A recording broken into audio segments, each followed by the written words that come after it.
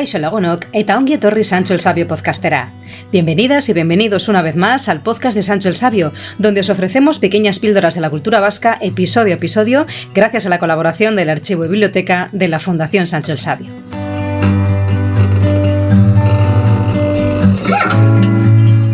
¿Qué pueblo de Euskal Herria no tiene un frontón o una pared consagrada a jugar a la pelota? La pelota se ha convertido con el paso de los siglos en un deporte propio, reflejo de la idiosincrasia vasca, a pesar de haber sido internacional y haberse jugado en frontones de toda Europa, el continente americano e incluso Asia. Sin embargo, sigue profundamente vinculado a la cultura vasca y su historia no puede desligarse de los principales acontecimientos que fueron modelando su sociedad desde su surgimiento en la lejana Edad Media.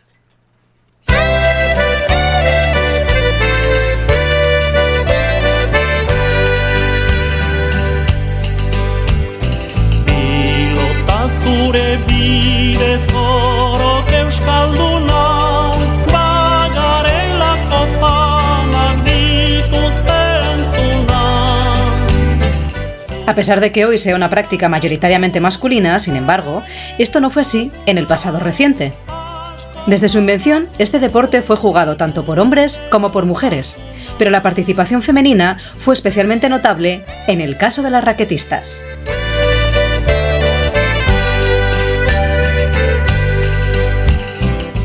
El diario deportivo AS, en su número del 20 de abril de 1936, ofreció un reportaje en el que se mostraba la importancia que había adquirido la modalidad de la raqueta entre las pelotaris de Eibar.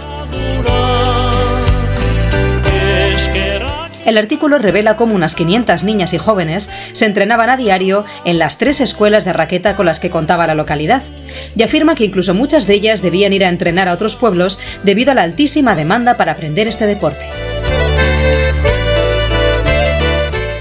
La clave de este éxito entre las eibartarras la revela una de las entrenadoras, Salomé, que afirma tajante que la subida de los salarios de las pelotaris profesionales había hecho que muchas niñas aspirasen a ser raquetistas para lograr una buena salida laboral. Este auténtico boom de la modalidad de la raqueta dentro de la pelota, en realidad, había comenzado unos años antes, en el País Vasco anterior a la Guerra Civil.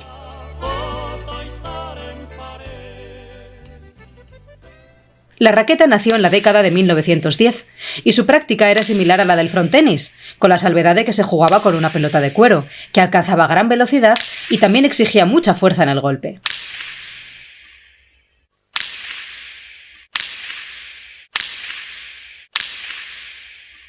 En ese momento, muchas de las mujeres que ya jugaban a la pelota en otras modalidades, entre ellas y contra otros hombres, decidieron tomar la raqueta y especializarse.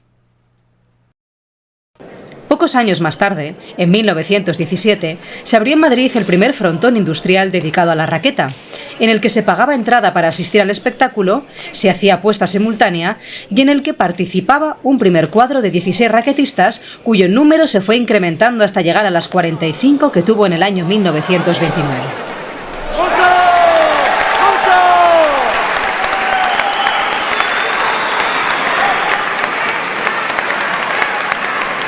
El éxito de este frontón hizo que se cambiase de localización para ampliar el espacio, incluyendo también entre sus infraestructuras un restaurante, una peluquería, salones y terrazas a modo de club social. Fue una de las etapas de esplendor de la raqueta, en la que había cerca de una decena de frontones que contaban con espectáculos deportivos liderados por estas mujeres.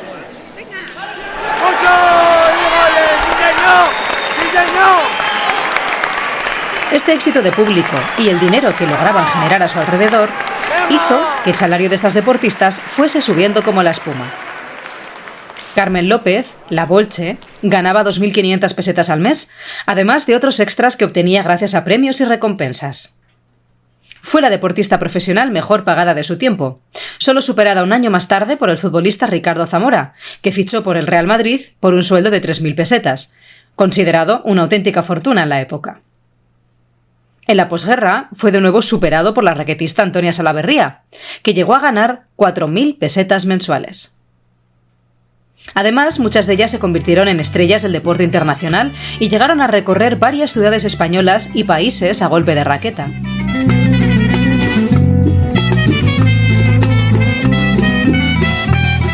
Logroño, Bilbao, Madrid, Barcelona, Sevilla, Baleares, La Habana, Ciudad de México o Sao Paulo fueron algunos de sus destinos. La fiebre de la raqueta arrasaba, y tras el bajón de la Guerra Civil, el deporte logró recuperarse, inaugurando bajo el primer franquismo una nueva etapa de esplendor para estas deportistas. Una sentencia del Tribunal Supremo del 11 de octubre de 1941 evidencia un hito en la historia de las raquetistas y del deporte profesional en general en España.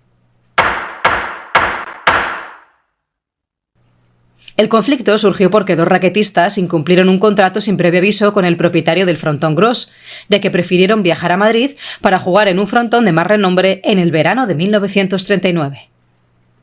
La sentencia que siguió esta causa constituye el primer reconocimiento jurídico a la profesionalidad del deporte en España y tiene a las pelotaris como protagonistas, lo cual las convierte en el primer colectivo deportivo profesionalizado del país.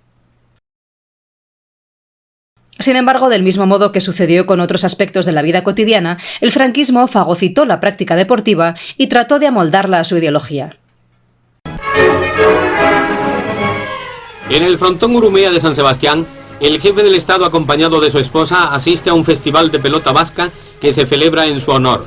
Los alumnos de la Escuela Puntista de Guernica pusieron con su presencia una nota simpática en este festival. Algunos de ellos subieron al palco para saludar a sus excelencias y entregarles un equipo completo de pelotari para su nieto Francisco. El objetivo que se buscaba a través del deporte era formar el carácter nacional y elevar la gloria de España. Bajo estos términos, algunos deportes y modalidades estuvieron abocadas a desaparecer o adaptarse a los requerimientos del régimen. Varios ases de este deporte se enfrentaron en la cancha en reñidos encuentros de las distintas modalidades de cesta que revistieron gran emoción por la igualdad de clase de los participantes y las incidencias de la lucha. En el caso de las mujeres, se estableció que la gimnasia debía ser el deporte ideal, lo cual entraba en contradicción con la modalidad de las raquetistas.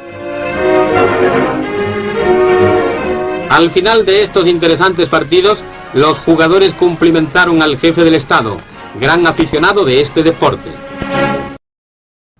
Además, Franco tenía otros planes para este deporte, ya que los sustanciosos beneficios que generaba la pelota a través de los impuestos de las decenas de frontones que había activos en España y su adecuación a ciertos ideales, hizo que quisiese convertir a la pelota en el deporte nacional. La Federación Española de Pelota, nacida en 1940 y regida por el secretario técnico Luis Bombín, se encargó de hacer los ajustes pertinentes. Tras un análisis estadístico realizado en 1943, se reveló que de 1.432 pelotaris profesionales que había en España, 734 eran raquetistas, suponiendo más de la mitad de jugadores y triplicando en número otras modalidades masculinas. En 1944 se cambió el nombre oficial del deporte de pelota vasca a pelota nacional y se promovió la construcción de frontones en todos los pueblos de España. Además, intentó que formase parte de los programas educativos masculinos para favorecer las vocaciones. Todas estas medidas estuvieron encaminadas a eliminar a las mujeres del deporte que el franquismo quería masculinizar y nacionalizar a toda costa. Ese mismo año, en el mes de julio, llegó la prohibición del profesionalismo en el juego de pelota a raqueta, según la cual debían cerrarse las escuelas de este deporte, dejar de emitirse licencias federativas para las mujeres y reconvertir los frontones consagrados a esta modalidad para que pudieran acoger otras. Estas medidas tuvieron gran oposición por parte de los empresarios, que ganaban mucho dinero con este espectáculo, y también por parte de muchas familias que vivían de las raquetistas, lo que hizo que la prohibición definitiva se demorase un poco en el tiempo. Sin embargo, sí que se logró que no se expidiesen nuevas licencias para jugar, lo que motivó que el deporte muriese de inanición. Los cuadros de raquetistas fueron envejeciendo y resultaba imposible un relevo generacional, lo cual hizo que el deporte más seguido y valorado durante décadas dejase de jugarse, finalmente, en el año 1980. El sonido de la pelota de cuero, impulsada por una raqueta empuñada por una mujer, dejó de oírse hace más de 40 años en las paredes de nuestros frontones. Como afirma Olaz González Abrisqueta en su artículo El género en la profesionalidad del deporte, el caso de las raquetistas, de donde hemos extraído la información para esta introducción, La igualdad de género en el deporte solo será posible si se establecen políticas que permitan imaginar escenarios nuevos, que siempre suelen contar con antecedentes históricos como el de las raquetistas, mujeres que dominaron el panorama profesional del deporte en España durante varias décadas. Deseando su regreso a los frontones de Euskal Herria, en este capítulo nos adentraremos en el variado y siempre sorprendente mundo de la pelota vasca.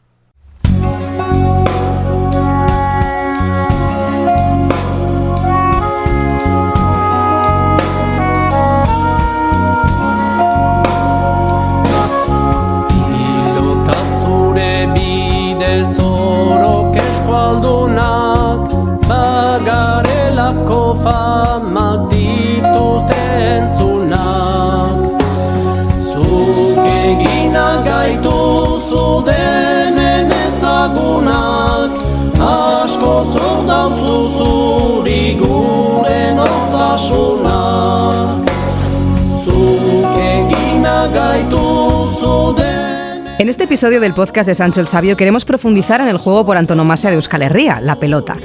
Esta práctica es mucho más que un deporte y entronca lo más profundo con la idiosincrasia vasca hasta convertirse en un catalizador de la cultura de nuestro territorio. Para descubrir precisamente estas relaciones entre la pelota y la cultura vasca, contamos con la antropóloga y profesora de la Universidad del País Vasco, Euskal Herriko Unibertsitatea, Olatz González Abrisqueta, que ha centrado gran parte de sus investigaciones en este deporte. Ongi etorri, Olatz. ¿Qué tal? Bueno, pues empecemos, si te parece, por los orígenes de la pelota. ¿Cuándo constatamos la existencia de este juego en nuestro territorio y por qué surge esta práctica deportiva? Bueno, lo primero decir que la pelota es un deporte que estaba muy extendido en toda Europa en la Edad Media. Era un poco como el fútbol de vamos a decir, medieval. Era sobre todo en las clases pudientes, monasterios, castillos, y siempre había como un espacio para el juego de pelota. Pero creemos también que también era habitual que la gente jugara a diferentes tipos de juegos de pelota.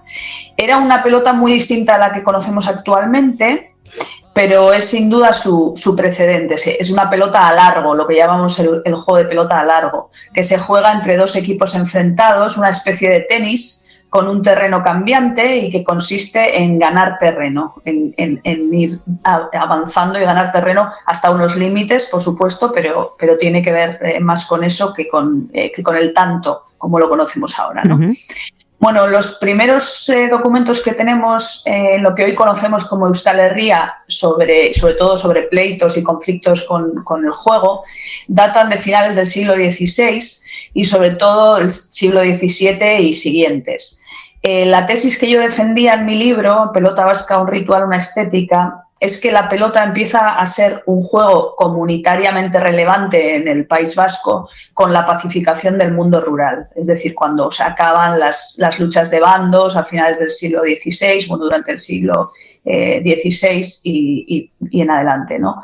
La pelota sería algo así, yo lo interpretaba así, como una transposición simbólica de las luchas bajomedievales al terreno de juego. De hecho, los guerricos, las bandas que utilizaban los banderizos rojas y azules en la parte más occidental del País Vasco, blancas y rojas en la zona de Iparralde, pues se trasladan al terreno de juego también, ¿no? O sea, los guerricos diferencian las partes y tienen que ver con esos guerricos que usaban los banderizos también para diferenciarse, ¿no? Oñacinos, gamboínos, todo este asunto, ¿no? Entonces, creo que nos habla de que hay cierta conexión entre, que siempre ha pasado, ¿no? Que cuando se guerrea no se juega, cuando se juega no se guerrea. Ahí hay una relación bastante amplia entre el juego, sobre todo comunitario, y los periodos de pacificación, ¿no? Normalmente cuando las partes están en conflicto, pues es difícil que jueguen, ¿no? O que establezcan de partidos. Entonces, esto sería un poco de dónde viene esta práctica, ¿no? Uh-huh. Y la pelota tiene varias modalidades de juego, ¿no? Entre las que podemos contar la pelota a mano, la pala, la cesta a punta o la raqueta. ¿De dónde vienen estas diferentes variantes, ¿no? ¿Y cuáles son las principales diferencias entre ellas? Sí, bueno, esas son modalidades del juego moderno, del juego hablé, que se llama o contrapared, ¿no? Que empieza a desarrollarse a mediados del siglo XIX, o sea, es muy, muy moderno. Es el momento en que este tipo de juego empieza a dominar el espectáculo, ¿no? Previamente, como te decía, el juego era juego a largo, que en un marcador muy similar al tenis, por juegos, 15, 30, que seguramente fueran metros, o sea, las líneas que en los diferentes momentos o metros que vas ganando, y todavía este juego lo podemos ver en los valles de Baztán y Malerreca, en la Shoah, el guante, o el denominado rebote, que es más típico de Iparralde, pero que también podemos ver en Zubieta, en Villabona. Entonces, cuando el juego moderno empieza a ganar un poco el interés de la gente frente al juego antiguo, que esto es durante el siglo XIX, empiezan las modalidades modernas que se diferencian por las herramientas que utilizan, ¿no? Estas herramientas también se utilizaban en los juegos antiguos, como la pala, por ejemplo, en el tapiz de Goya del juego de pelota pala, vemos que es un juego que se jugaba en Castilla también, un juego que parece que es habitual entre las clases altas al menos, y pues la pala se lleva al nuevo espacio que es el frontón, ¿no? El nuevo espacio de juego de contrapared. Entonces ahí ya es la división de las diferentes herramientas lo que determina un poco el tamaño del frontón, también el tipo de pelota con el que se juega. Bueno, pues todas estas características que hacen que el juego sea igual, o sea, por tantos, en pareja o individual, pero que depende pues el largo del frontón, más largo en pala, en cesta, en remonte, y para mano y también para raqueta, un frontón corto, porque la raqueta se juega en frontón corto, a pesar de que es un juego pues, que tiene mucha violencia y mucha velocidad y que la pelota recorre grandes pues, distancias, pero de ahí viene yo creo que su espectacularidad, ¿no? Ya que la pelota rebotaba mucho, tenían que devolverla una vez que rebotaba que botaba en el rebote, por tanto se tenían que girar y llevar la pelota hacia el frontis, ¿no? Para hacernos una idea, era un lance similar al del pádel, ¿no? Cuando la pelota rebota en la pared trasera y hay que devolverla dándose la vuelta, ¿no? Entonces, cada modalidad tiene, esto también pasa en cesta punta de vez en cuando, pero bueno, en la raqueta parece ser, al ser el frontón corto, era muy habitual que esto sucediera.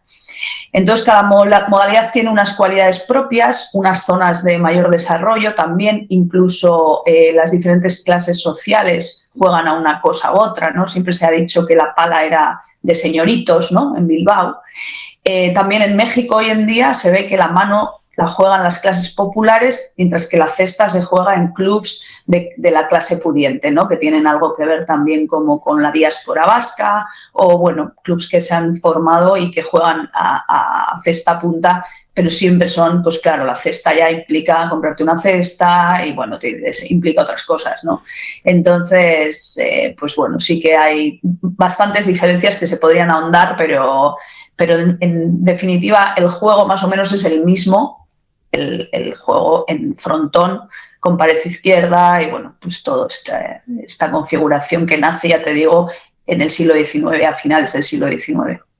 Nos has explicado, Lach, hasta ahora pues cómo han sido los orígenes de este deporte hasta donde conocemos, ¿no? En la Edad Media, cómo se va transformando, como comentas, en el siglo XIX, y creo que hay otro periodo importante de transformación, ¿no? Que es el periodo de industrialización que marcó su devenir en la historia más reciente.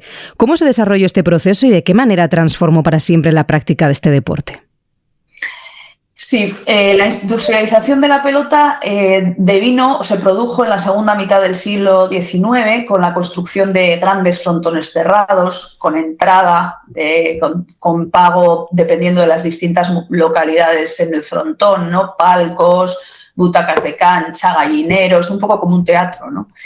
También con la puesta con corredores, con los reglamentos, pero sobre todo con la introducción. Yo creo que esto es lo que hizo que se pasara del juego de largo al juego contra pared, la introducción del uso del caucho. Y esto es muy industrial, o sea, en el sentido del caucho viene de América, se empieza a industrializar y cuando el caucho entra en la fabricación de las pelotas, el bote se hace fundamental, porque en el juego antiguo se utiliza mucho el devolver de aire, la pelota de aire, ¿no?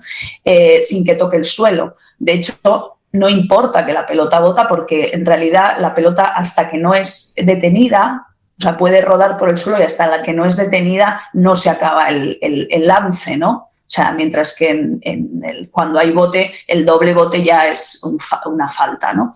Entonces no existe esa regla del doble bote en el juego antiguo como falta, y entonces nos dice que la diferencia fundamental está en el bote, ¿no? La introducción del bote, del caucho que permite que se hace el corazón de la pelota, se hace de caucho, es probablemente una de las razones que el juego contra pared empiece a dominar al juego antiguo y se hiciera posible el juego tal y como hoy lo conocemos y la industrialización que viene a mediados del siglo XIX, que es cuando se hacen estos grandes frontones, cuando la pelota se expande y cuando realmente se configura un poco el deporte moderno de la pelota, ¿no? Uh-huh. Y si hay un lugar por antonomasia donde se juega pelota, al menos en nuestra historia reciente, ¿no? Y que vertebra no solo este deporte, sino además la sociabilidad de los pueblos y ciudades de Euskal Herria, es el frontón, que ya nos lo has ido mencionando, ¿no? ¿Qué caracteriza estos espacios y cómo han contribuido a forjar las relaciones vecinales y sociales?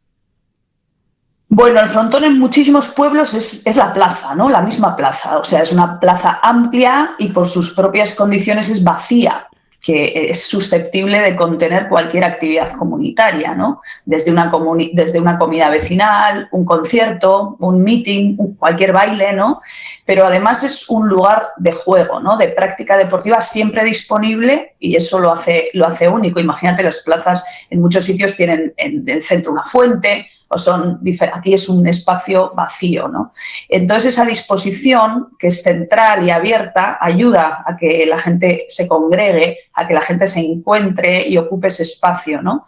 Que tiene además algo de protector, ¿no? Con sus paredes. Oteiza lo consideraba algo así como un protector espiritual, ¿no? Decía una solución metafísica donde calmar las angustias de la propia existencia, él decía, ¿no? O sea, lo relacionaba con los agujeros en la arena donde se meten los niños muchas veces para estar ahí, para protegidos. Él consideraba que el frontón tenía mucho de eso también, ¿no? De hecho, todo su proyecto escultórico culmina con homenaje a Velázquez, que no es sino un frontón, o sea, son 3 paredes, o sea, un suelo y 2 paredes, ¿no? Además, las paredes del frontón en algunos lugares resuelven cuestiones urbanísticas también. O sea, son muros de contención de una ladera, dividen espacios. Entonces, el frontón para mí es un espacio único que creo que hemos maltratado bastante y que no hemos valorado en su justa medida, ¿no? Hemos derruido un montón de frontones para hacer viviendas o abrir plazas que son bastante insulsas, ¿no?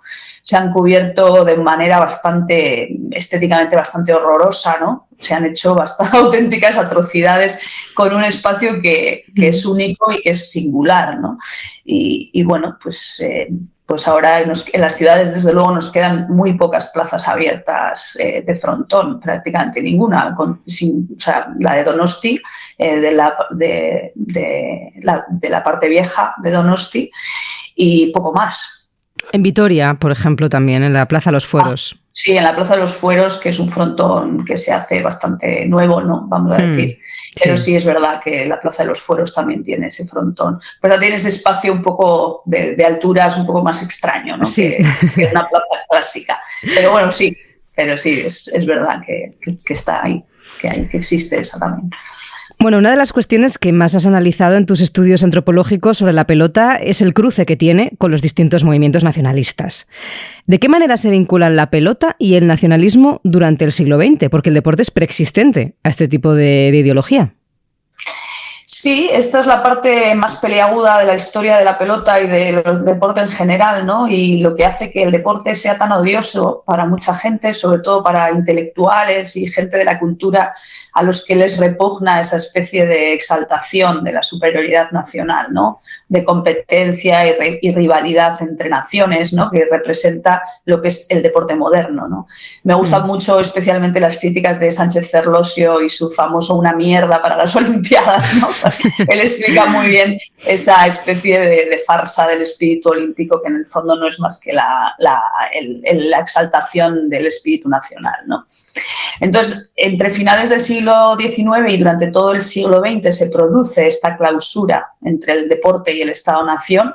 Prácticamente es imposible competir fuera de esquemas territoriales hoy en día, ¿no? Y los estados-nación pues utilizan el deporte pues para generar pues cohesión, unidad nacional, como propaganda y todo lo que implica un poco esa comunidad imaginada que es la nación y que desde luego tiene tanta fuerza en nuestra conciencia y en nuestra idea de lo que somos y lo que podemos hacer, ¿no? En las posibilidades de desarrollo y libertad personal, ¿no? Y la pelota en esto no ha sido una excepción, o sea, tanto el nacionalcatolicismo franquista como el nacionalismo vasco han utilizado la pelota para su proyecto político y esto ha marcado el desarrollo de la misma en las distintas épocas, sin duda. A pesar de que la pelota fue considerada por Humboldt en el siglo XVIII la fiesta principal de los vascongados, ya que estoy citando literalmente, durante el siglo XX conoció un momento de expansión que la convirtió en un deporte internacional, jugado además en varios continentes. Bajo el nombre de Hayalay, la pelota triunfó en el continente americano, tanto en los países de habla hispana como en los Estados Unidos. ¿Cuál fue la clave del éxito de la pelota y a qué se debió también ese ocaso internacional? Bueno, una de las claves más importantes del éxito de la pelota ha sido la apuesta, claro, el que la práctica estuviera vinculado a una apuesta simultánea, ¿no? Esto hizo que se extendiera por el mundo, bueno, sobre todo por aquellos países que permitían la apuesta. Por ejemplo, durante la guerra, un grupo de raquetistas hizo una tournée por países americanos y en la prensa de los distintos países ya se indicaba, ¿no?, que la imposibilidad de que el deporte floreciera en países como Argentina, donde a pesar de hacer varias exhibiciones, pues como no había posibilidad de incluir la apuesta en un espectáculo deportivo, pues no podía haber una industria de la pelota que tenía que ver precisamente con que se apostara, ¿no? Pero bueno, pues en todos los países donde podemos imaginarnos que se podía hacer, pues desde China, Cuba, Egipto, en Italia, o sea, la cesta, en algunos lugares también la raqueta y la pala también, aunque menos, se extendió por todos los continentes, vamos a decir, a excepción de Oceanía, ¿no? En Filipinas, en Indonesia, o sea, en muchísimos países ha habido frontones, ¿no? El ocaso se debió a diferentes cuestiones en las distintas modalidades y en los distintos países, ¿no? En Cuba y China pues fueron los cambios políticos. Bueno, en China empezó también en la Segunda Guerra Mundial con la invasión por parte de Japón, como ocurrió también en Filipinas, ¿no? Pero en Cuba pues fue el régimen comunista que ya pues no entendía la cuestión de las apuestas y no le parecía que tenía que ver, o sea, que ese tipo de industria fuera legítimo, ¿no?, en su propia deriva política. Pero en el Hayalay en Estados Unidos, en la cesta punta, la razón principal, según mi criterio, fue, por un lado, la codicia de los empresarios americanos, que quisieron un poco mantener la etnicidad de la cesta punta, esa vinculación con lo vasco, porque les convenía, sobre todo, que los jugadores, y esa es mi hipótesis, hay gente que dice que no, pero bueno, es mi hipótesis, les convenía que los jugadores fueran extranjeros, o sea, que no pudieran participar en sindicatos, que tuvieran menos derechos civiles, que siempre estuvieran como pues con el miedo a ser deportados o a ser expulsados del país si no cumplían con los contratos. Eso evidentemente a los empresarios americanos les tenía controlados a los pelotaris en cierto sentido, ¿no?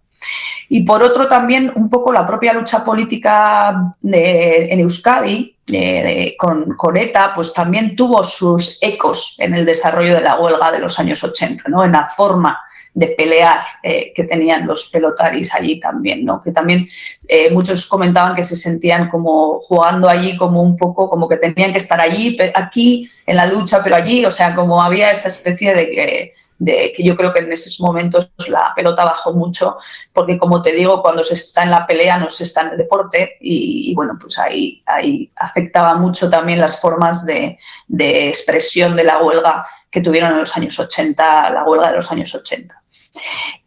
Bueno, pues estas dos cosas, la avaricia por un lado, intransigencia de los empresarios, la obstinación de los puntistas en la lucha por otros, hicieron que la huelga se extendiera mucho la huelga del Jai Alai, y que para cuando se volvieron a poner de acuerdo ya había nuevas formas de juego en Estados Unidos, ¿no? Ya se había dado permiso a los territorios indios para que tuvieran casinos. Entonces los casinos empezaron a tener su fuerza en Estados Unidos y otras prácticas lúdicas, y esto hizo que se perdiera mucho el público que alimentaba al Jai Alai, ¿no?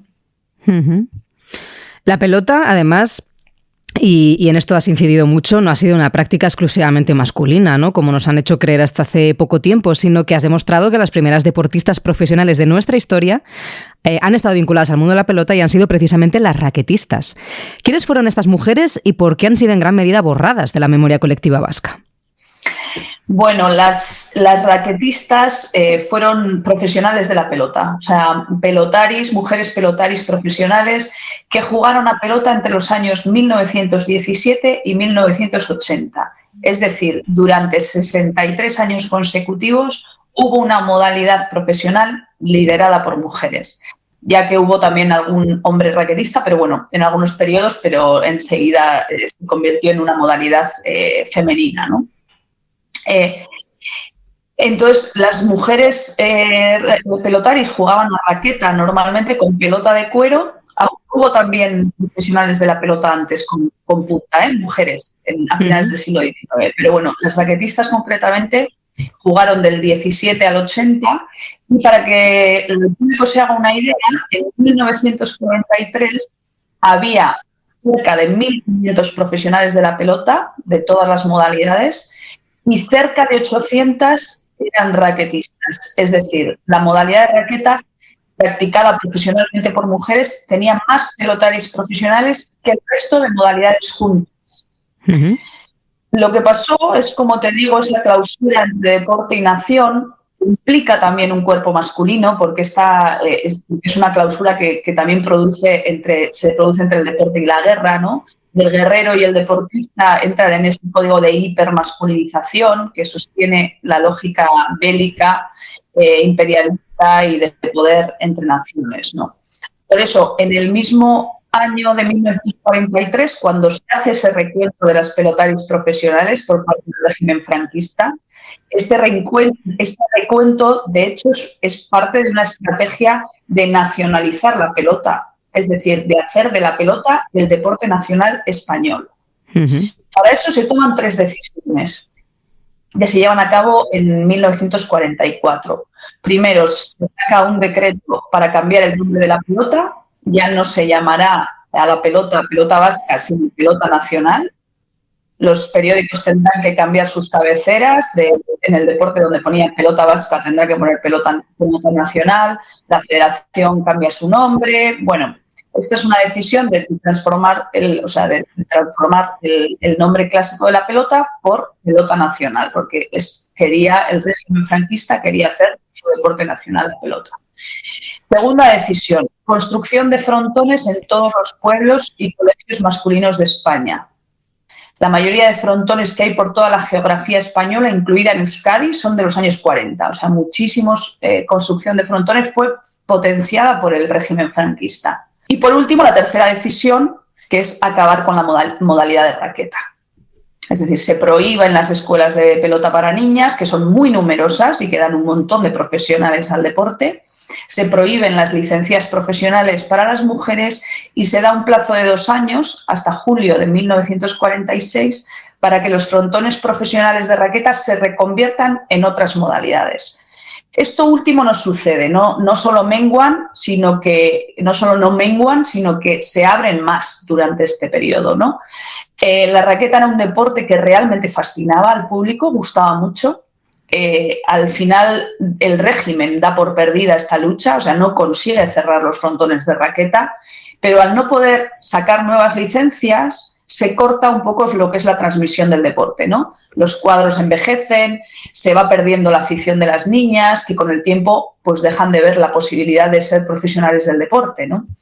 Entonces, esto pasa con el régimen, pero el nacionalismo, cuando empieza a hacer su revisión histórica y ocurre el renacimiento cultural vasco, ¿no? De los años 60, 70, toda esa revisión es en términos masculinos, a pesar de que todavía hay mujeres que juegan a pelota profesionalmente en México, en Madrid, en Barcelona.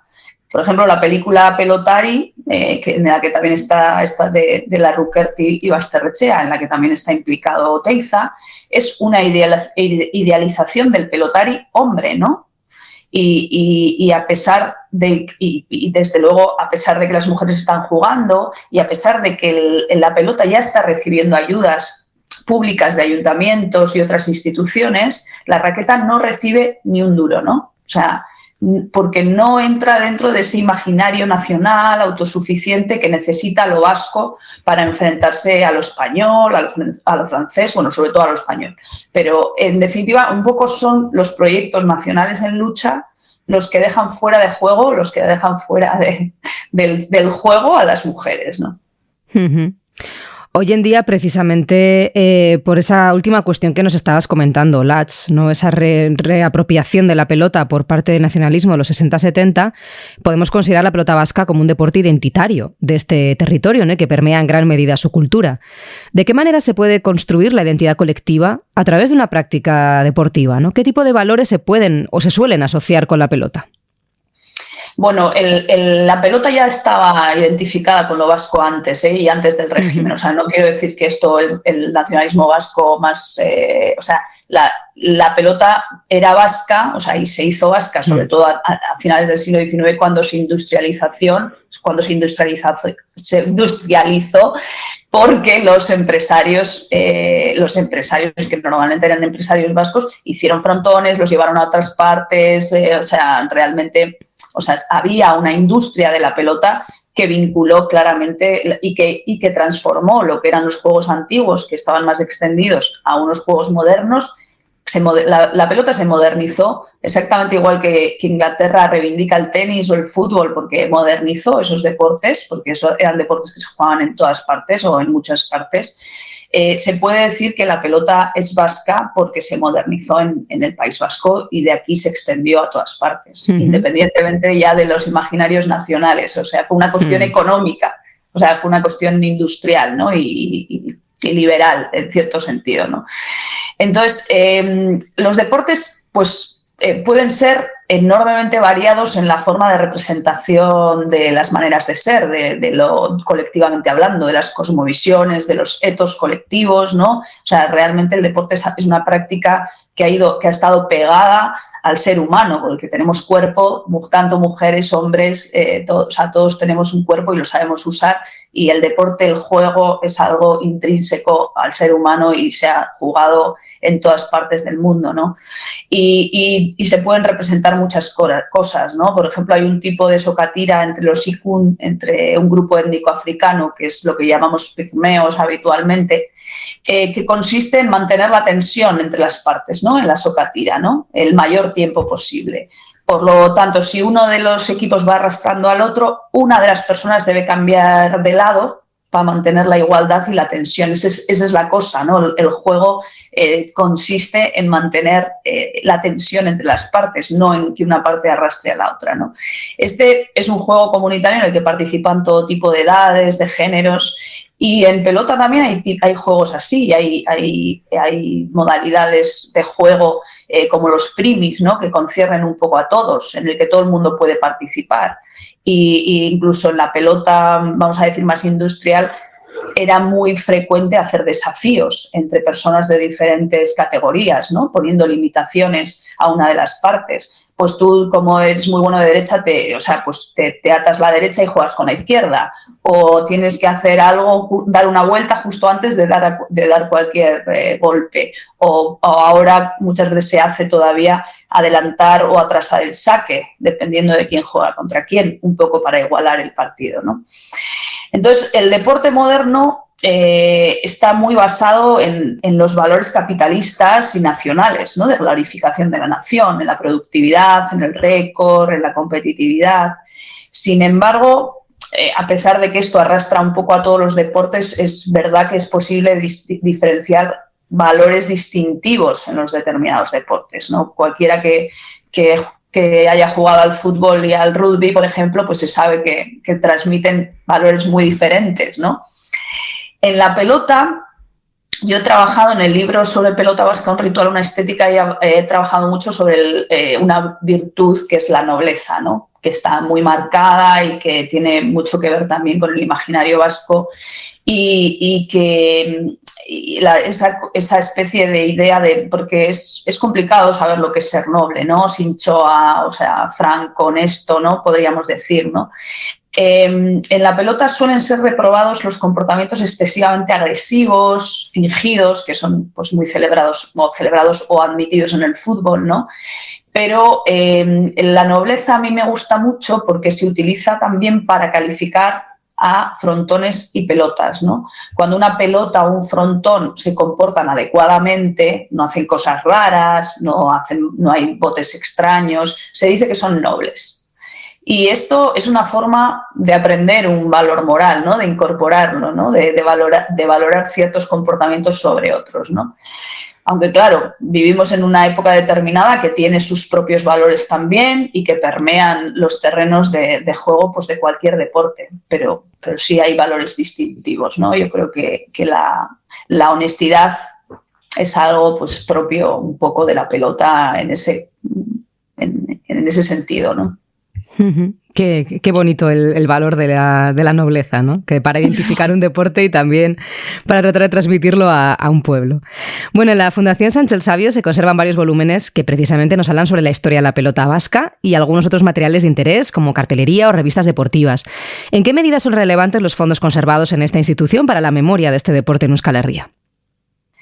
Bueno, los archivos son otro de los elementos fundamentales tanto para la construcción de una nación, de un colectivo, de lo que sea, pero también pues para cambiar el sentido el sentido común, ¿no? Que muchas veces nos sentimos arrastrados por ideas del presente, pero los archivos nos demuestran que las cosas no siempre han sido así, ¿no? Entonces te ayudan a hacer o a imaginar también nuevas formas de hacer y de ser colectivamente. Cuando miramos al pasado casi siempre encontramos muchas formas de ser y muchas cosas que no esperamos que estén. Lo que pasa es que hay que preguntarle al pasado de una manera muy concreta. Entonces los archivos son fundamentales que los mantengamos y que los tengamos sobre todo lo más abiertos posibles, sobre todo digitalizados, que en el caso de la Fundación Sancho el Sabio está haciendo un esfuerzo muy grande de tener digitalizadas y abiertas, ¿no? los documentos y los materiales. Pero claro, lo interesante es que haya gente que se ponga también el dinero en las ciencias humanas y sociales y que se valoren lo suficiente para que haya gente que sepa hacerle al pasado las preguntas pertinentes para que podamos enfrentar los retos que lo social y que todo pues y que lo climático y todos los retos que en estos momentos, todos los retos a los que nos enfrentamos, que sepamos pues imaginar nuevas formas de ser colectivamente y de vivir mejor, ¿no? Colectivamente. Y bueno, para las personas que deseen saber más sobre el mundo de la pelota y sobre su perspectiva antropológica, que es la que nos has tratado de transmitir, recomendamos fervientemente además tu trabajo porque eres una gran profesional. Nos has mencionado alguno de tus libros, pero tienes muchos más y tienes muchos artículos también. ¿Cuáles de tus publicaciones nos podrías reseñar para adentrarnos en este deporte?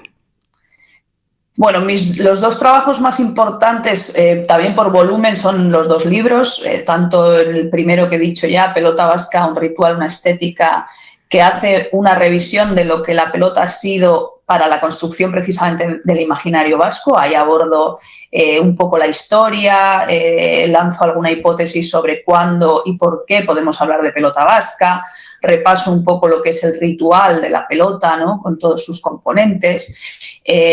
También lo que ese ritual dice de la estética vasca, bueno, de la ética estética vasca, ¿no? De la cosmovisión de lo que la pelota transmite. y hablo precisamente también de esta idea de nobleza y todas estas cuestiones. Y luego el más reciente, Raquetistas, Gloria, Represión y Olvido de las pelotaris profesionales, que es un libro que trata de demostrar, sobre todo documentalmente, el otro es más interpretativo, más antropológico en el sentido de análisis de la realidad social y de lo que yo viví en mi trabajo de campo. Este es más documental. De hecho, lo he hecho mucho, en parte, mucho desde mi casa, gracias a los archivos digitalizados que no existían cuando hice el otro. Entonces, esto es un placer, ¿no? Poder acceder a archivos de México, archivos de Madrid, de la Biblioteca Nacional, a todos los archivos que están abiertos pues a través de Internet, ¿no? Entonces, ahí lo que intento demostrar es lo que fue el fenómeno de la raqueta y por qué desapareció, ¿no? Y por qué desapareció y por qué la hemos olvidado, porque hemos olvidado esa modalidad, ¿no? Intenta un poco revertir la historia de la pelota, que ha tratado la raqueta como una modalidad menor y no propiamente vasca, ¿no? En el libro creo que demuestro que ninguna de esas afirmaciones es verdad. O sea, que la raqueta fue durante décadas la modalidad más exitosa de la pelota, en público, en número de frontones y también en sueldos de las pelotaris, y que si no se jugó de continuo en Euskadi fue por problemas políticos y económicos. O sea, primero la guerra, luego pues porque las pelotaris preferían jugar en Madrid y en Barcelona. Las pocas que quedaban al prohibirse las licencias, desde luego se concentraban en los frontones que mejor les pagaban y que más público tenían, ¿no? Y no porque al público vasco no le gustara, como se ha dicho, ¿no? Porque ahí creo que demuestro que al público le gustaba y que pedía, de hecho, que hubiera raquetistas. Bueno, aparte de esos libros, me gustaría recomendar solamente un artículo que fue muy importante para mí, que es Cuerpos desplazados, género, deporte y protagonismo cultural en la Plaza Vasca, en el que reviso precisamente esa clausura entre nación, deporte y género, y sobre todo cuerpo masculino, como responsable de que no hayamos dejado a las niñas jugar a pelota, ¿no? Que hayamos desplazado a las mujeres de los espacios públicos y del protagonismo social y cultural, ¿no? Bueno, pues esto, hay mi película, Pelota Segunda, que también tengo cierta inmersión ahí en el documental. Todo se puede encontrar en Internet buscando mi nombre y añadiendo, por ejemplo, Academia, que es un repositorio donde los académicos colgamos un poco nuestras publicaciones, ¿no? Y que bueno, pues ahí pueden encontrar todo lo que quieran. Pues es que ricasco. Todo lo que tengo, no todo lo que quiero. Que es mucho y muy jugoso todo y muy interesante. Pues es que ricasco, Latz, ha sido de verdad un auténtico placer recorrer contigo la historia de la pelota vasca y adentrarnos en su vertiente más antropológica y social. Esperamos tenerte pronto de nuevo por aquí. Besarka handi bat. Berdin, es que ricasco, Isabel. Aspaldi naiz jaioa, aspaldi egina, gauza txikia baina, ibiltari fina, nire baitan ikusi, daitezke jakina, munduko bi aldeak, gorrita urdina, batzuen poza baita, besteen samina. Pilota munduaz gehiago jakin nahi dugu. Horretarako, Ibai Fernandez de Jauregi Maestuko Pilotaren Klubako presidentearekin hitz egingo dugu. Kaixo Ibai, ongi etorri Sentsel Sabio podcastera.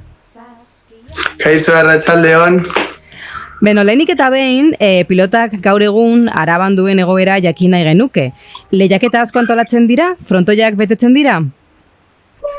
Bueno, federazioan lan asko egiten ari dira, txapelketa asko antolatzeko eta umentzako ekintza asko egiteko, baina, bueno, futbola eta beste kirol batzuk eramaten dute txiki guztiak, baina, bueno, ari dira lan asko egiten eta pizkanaka balortzen ari dira ume gehiago eramatea frontoietara.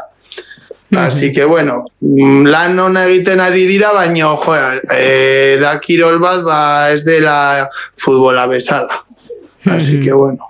Batez ere, pilotari belaunaldi berriekin egiten duzu lan. Ba dago zaletasunik txikienen artean?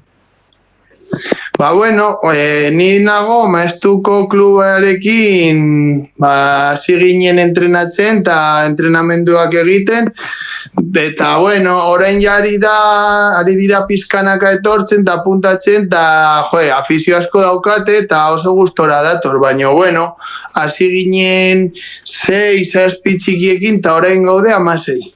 Así que ari dira pizkanaka etortzen eta ondo pasatzen dut eta gustora dator eta esaten diete beste lagunei eta ari dira pizkanaka gehiago apuntatzen. Así que belaunaldiak ari dira pizkanaka, hemen herri txikiak dira eta orduan ez dago hainbeste mutiko Gasteizen bezala edo Agurain edo Amurrio eta herri handietan bezala, baina lan ona uste dut ari garela egiten eta ari dira apuntatzen. Eta ze balioak ematen ditu pilotak beste kirol batzuekin konparatuz? Nola egiten duzue pilota erakargarria izan dadin gaur egun dagoen kirol kopuru handiaren barruan? Gu ere egiten ditugun partiu gehien maestun, eta jartzen ditugu eskolako denak, txikiak eta kategoria guztietakoak, eta pizkanaka, eta gu ere jolasten dugu, edo alditugun festival gehien egiten, saletasuna ekartzeko, gehiago ikusteko, eta horrela, herriko jendea mugitzen da, frontoira joateko, eta saletasuna pizkanaka jartzeko. Gero, ezberdintasuna beste kirolekin, ni uste dut asko nabaritzen dela, ze pilotan beti aldagelan jartzen dituzu takoak arerioekin eta dutxatzen zara beraiekin, orduan harremana asko sobeagoa dela, adibidez futbolean baino edo saskibaloian baino, kiroloiek dira taldekoak eta orduan ni uste dut malroi edo gehiago dagoela haien aurkariekin, eta hemen pilotan uste dut lagun arteakoa gehiago dela, ze adibidez gero txapelketa batean zu zaude bikote batekin, baina agian beste txapelketa batean zaude beste bikote batekin, orduan hori harremanak eta hori asko sobeagoa dira. Eta pilota oso lotuta dago beste euskal balio batzuekin, ala nola euskararekin. Nola lantzen duzu hizkuntza kirolago egiten duzuen bitartean? Txiki guztiak, ume guztiak euskeraz ikasten dute. Orduan, ni ere euskeraz dakianez, erabaki genuen klaseak euskeraz egitea, eta erlazioa dauka dena, Eta gero, adibidez beti telebistan, profesionalak eta hori beti da euskal telebistan. Orduan, harreman gehiena dauka euskaraz pilotarekin. Eta gu saiatzen gara, aditz batzuk edo gaztelaniaz egiten ditugu, baina gehiena dena euskeraz. Eta justo aurten, iaz eta aurten ari gara Foru Aldundiarekin batera ez dakit nola esan, grabatu dizkigute entrenamendu batzuk, nola egiten dugun hori euskera klaseetan, eta segimendu bat egiteko nola doan euskera kirolekin, eta gurekin ari dira pilotarena egiten. Eskerrik asko, Ibai, gure podcastean parte hartzeagatik. Pilotak urte askotan osasun ona izaten jarraitzea espero dugu. Ondo izan. Vale, mila esker, agur. Agur, eskerrik asko.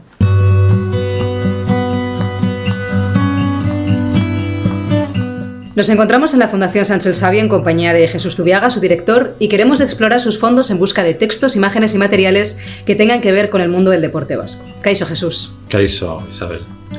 En este episodio hemos estado hablando de la pelota y de su impacto en la sociedad vasca. ¿Conserváis muchos fondos en relación con el deporte en la Fundación?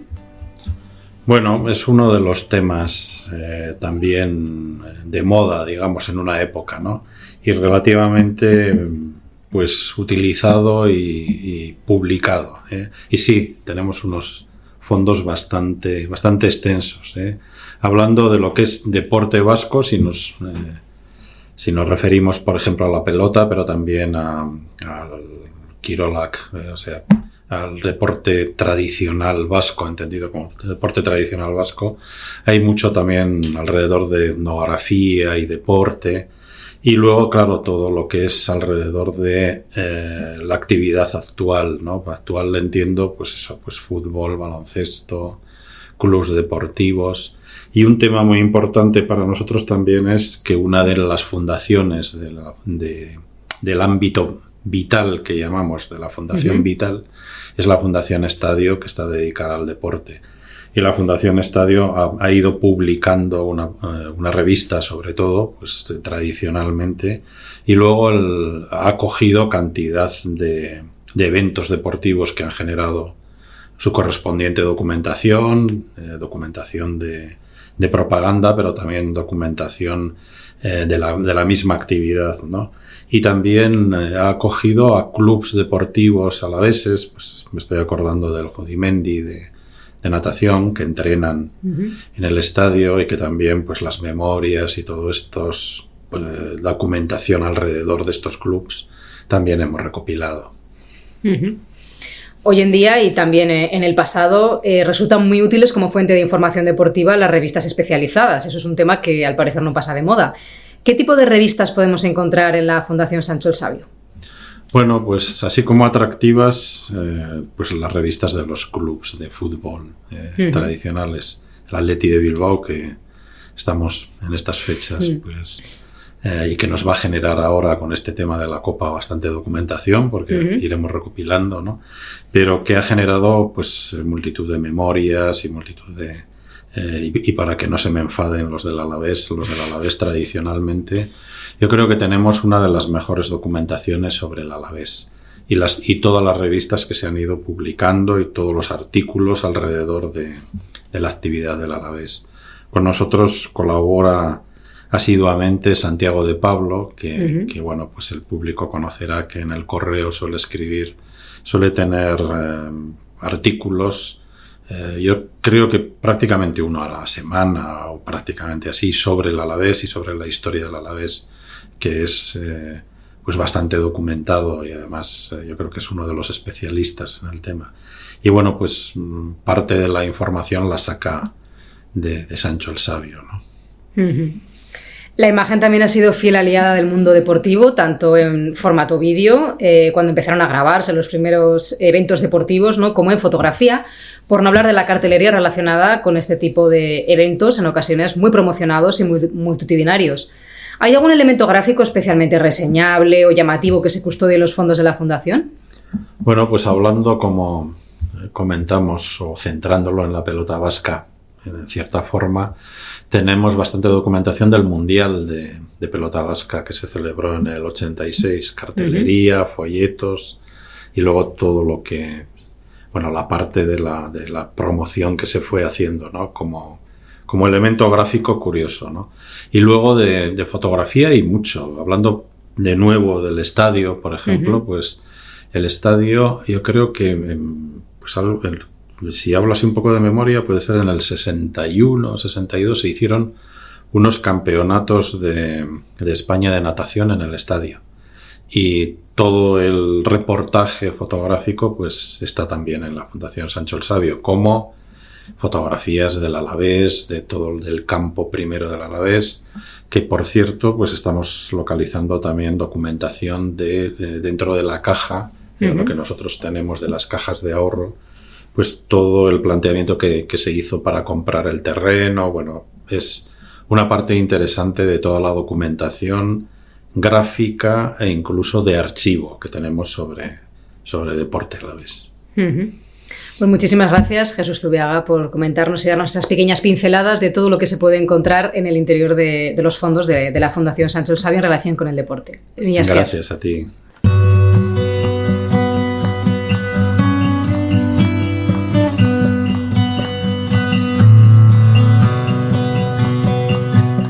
Después de este recorrido por el ayer y el hoy de la pelota vasca, pasando por los fondos de la Fundación Sancho el Sabio, nos despedimos hasta el programa que viene.